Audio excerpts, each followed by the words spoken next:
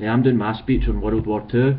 It's a war that fascinates me, and something that I really enjoy talking about. World War II was a conflict that involved pretty much every country in the world between 1939 and 1945. The enemy was known as the Axis power, and the countries in this group included Germany, Italy and Japan. The Allies had France, Great Britain, the United States, the Soviet Union and to a lesser extent China in their group. This war was always going to happen because the First World War never really resolved the conflicts that was going around at that time. There were between 40 million and 50 million deaths during the war, which makes it the bloodiest and the largest war in history. By the early part of 1939, German dictator Adolf Hitler was determined to invade and occupy Poland.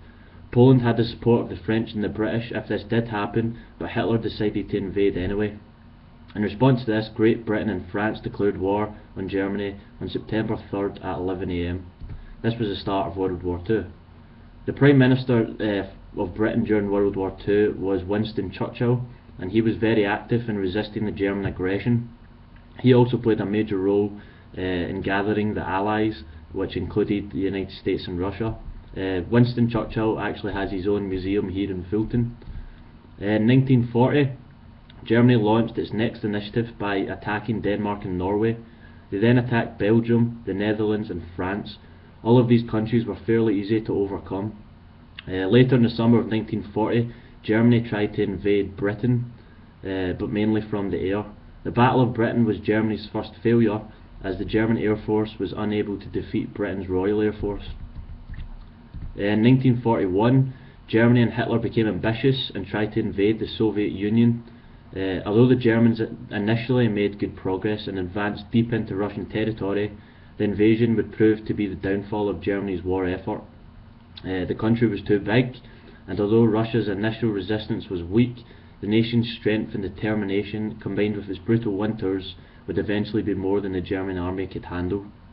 In 1943, after the Battle of Stalingrad, which is where many would argue that the war was won, Germany was forced into retreat.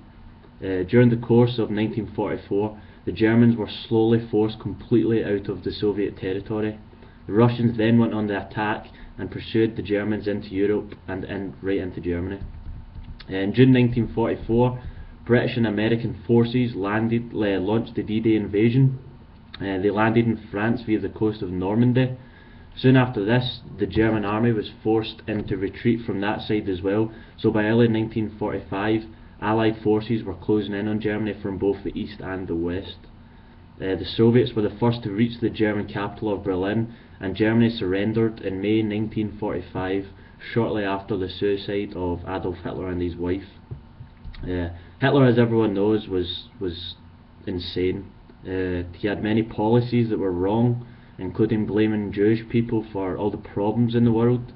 He had put them into concentration camps and murdered over 1 million Jewish people during the Holocaust. Thankfully, after the death of Adolf Hitler, the war was over. In order to keep the peace, the United Nations was formed in 1945. This war pretty much shaped the world that we live in today, and as I said, I find it very interesting and I enjoy talking about it. Thanks.